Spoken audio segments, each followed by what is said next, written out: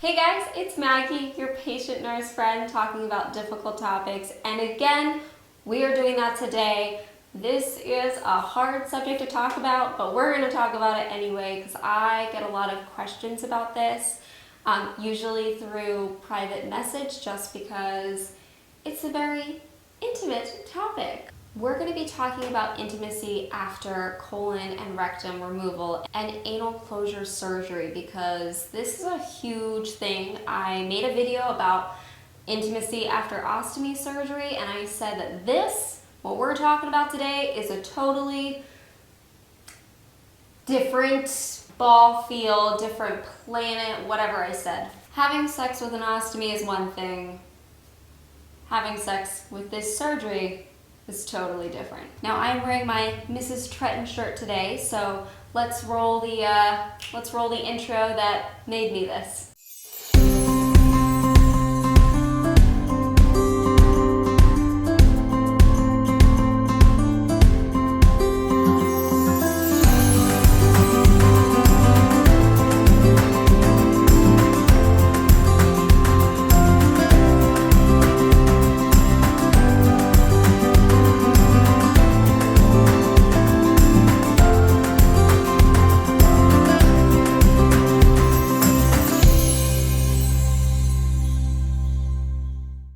So yeah, we're going to be talking about sex after proctocolectomy surgery, and I'm going to tell you a little bit of the backstory about how I got to this place in life, why I had this surgery. I'm going to give you the super quick rundown about it, but before we get into it, because today is the last day of November and it is Monday, I wanted to let you guys know two things. First of all, Zach helped me design some funny t-shirts relating to proctocolectomy surgery and ostomy surgery. He came up with the stop staring at my butt one, and then I came up with the rollin' without a rectum. I know people say rollin' without a colon, but I thought it was funnier if we said rectum. Be a little more edgy. And then of course the pun of, let me tell you the backstory, because we're certainly going to be talking about the backstory today, aren't we? Everything on my Teespring store is going to be 15% off with the code CYBER until Tuesday, December 1st. So if you're interested in any of that,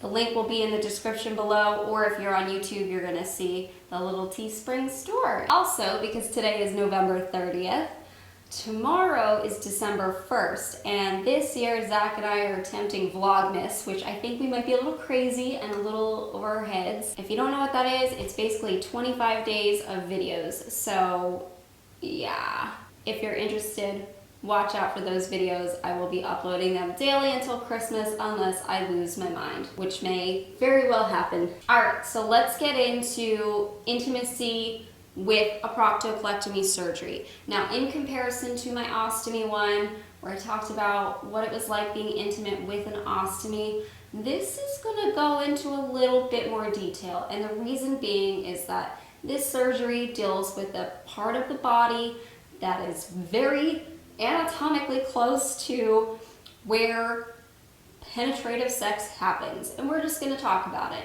I hope that nobody takes what I'm saying today as like me being vulgar. I just want to be super honest and super open about it because, like I said, a lot of people have reached out to me asking about this and what they can do. So I think it's important to have a place where you can talk openly about it and hear real experiences. So this video will be based on my personal experiences about it. It's going to contain no medical advice. I always recommend reaching out to your surgeon to make sure that it is safe to have penetrative sex. Reach out to a pelvic floor therapist if you are having trouble with pain with sex, or your ostomy stoma nurse if you are having trouble with your ostomy. And this is coming from myself, my perspective as a lady. So that is what I'm going to share with you. So the backstory for anybody new is that I have something called Crohn's disease, which affects my GI tract all the way from my mouth down to my anus, which I no longer have as of last year. My GI tract is redirected, so my small intestine pokes out of my belly a little bit where I wear an ostomy bag, and that's how I go to the bathroom.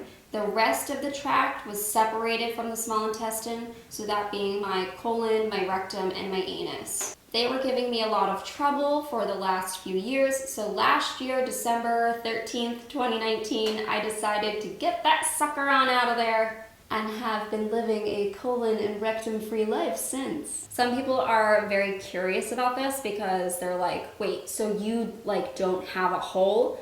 No, I don't have a hole anymore. It's pretty mind-blowing there, but no, like seriously, there's no hole anymore. It is just sewn up. I do have a small wound there. I actually have 2 small wounds from where the incision has not healed yet. What I've seen is that some people have great success and their wounds heal in just a couple of months, and then I've seen other people who take a few years. So I'm hopefully gonna be in the middle of that and we can heal it up soon. Now, some people have seen my period video with this surgery, and I talked about tampons being difficult for me to use, and some of you kind of speculated saying, well, if that's difficult to use, then having sex surely must be difficult. You would be correct. It is no walk in the park, can I tell you? At least not right after surgery. It was not at all. But here's the thing, is that prior to surgery, with all that disease in my rectum, right next to my vagina, sex was painful. It was. It was painful internally and externally. Then I had this surgery to remove everything. Obviously there's an incision there where everything has to heal, and I couldn't even sit for a couple of months after that surgery. I couldn't use tampons whatsoever. Ain't nothing going up there.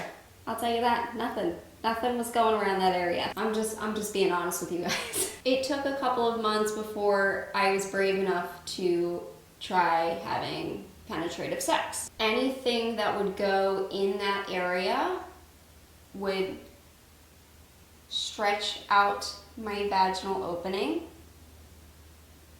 would stretch and push into my incision, and it would cause some pretty terrible pain. And because we're being honest here, more than once did we try and fail, and I wound up in tears feeling absolutely worthless because I was like, I can't have sex. This blows. This sucks. It was so frustrating because you want to, but the pain was too much. It really was. So we would have to say, okay, like we will try again. And that's all we could do. What I started to realize was happening is that any pressure, anything around that area was making me tense up and become very nervous because obviously I'm associating it with pain because it's painful. I didn't want anything near there. As time went on and the pain was actually reducing in my incision, I'm at the point now where there is no pain. I still associated any touch in that area to be negative. And so I would tense up, and that's one thing that doesn't help when you have penetrative sex. When you're tensing up, it causes pain. It can cause quite a bit of pain. I had to retrain my brain to understand that us being intimate was not a negative thing, nor should it cause pain to me after my incision healed quite a bit, which is kind of really difficult to do because you're with somebody. It's like, how do I tell myself that I want to enjoy this and this should be enjoyable when I got the dude sitting right there? Luckily, Zach is very understanding and I have a very, very supportive partner. But it's still really difficult. You just you cry. Like, what else do you do? So some of the things that we have learned to do over time that has made sex totally normal now, so much better than what it was 9 or 10 months ago, is that number one, take it slow. Take it real slow. Wait until you feel comfortable enough to try, but also during the act, take it slow.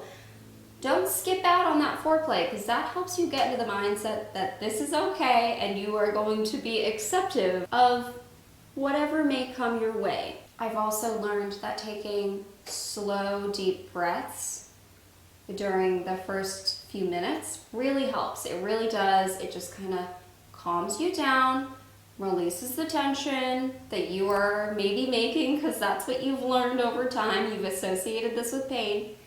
Just taking a big, that's what I do. And it really helps just kind of calm everything down there and helps us move forward. And the last thing is, lubricant is your friend. It really is. That helps so much with the pain.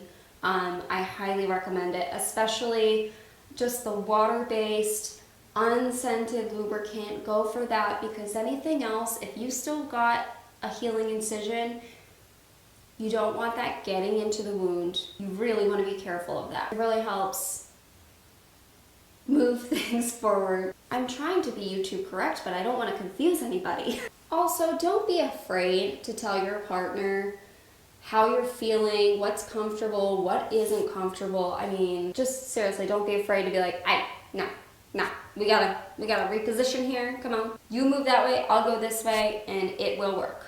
I totally do that, and it leads to success. So you might also be wondering, okay, so how are you doing it when the incision is still open? And my incision is open in 2 spots. It's the same spots I've told you about in the past, but they're so tiny. They're like shallow holes, I guess. And I always just dress it with gauze and Meta Honey. Before we have our intimate time, I make sure that I have a dressing that's in place so the wound bed is completely covered, nothing is, open. And then afterwards, I make sure to clean it with some saline just to make sure no little bacteria has gotten in there. And then I make a new dressing. I completely take off the old one, put the new one on. Yeah, so that has been my experience after proctocolectomy surgery with having sex. What I will say is that after the surgery, the pain that I had more internally has gone away, which is amazing. I was told that I had Crohn's along the outside of my vaginal wall. I don't even know what that means. Like, I need to go look at some diagrams or have my surgeon draw it out for me, because I've never even heard of that, like having Crohn's there, but apparently there was some sort of scar tissue or something along there. And after the surgery, that's gone, that's improved. So that is wonderful. And now it's just battling this external pain. And that pain has improved over time. And I know that as my wound heals and continues to heal, that'll continue to get better. Also, remember that there are so many ways to be intimate with somebody that doesn't include traditional sex. Don't be ashamed to use toys, if you do it by yourself or if you do it with your partner. Those are ways of being intimate. It can help you work towards traditional sex, or it can be a replacement for it. And if you guys are interested, Hannah Witten on YouTube, if you've never heard of her, she is another ostomy patient who talks a lot about this, talks about different toys, talks about living with her ostomy. I definitely recommend that you check her out. She's a good resource for this. Knows a heck of a lot more than I do on the subject, but she is such a great resource. I definitely recommend that you go over to her channel. Alright guys, if you have any questions, please put them below, or if you feel comfortable enough sharing your story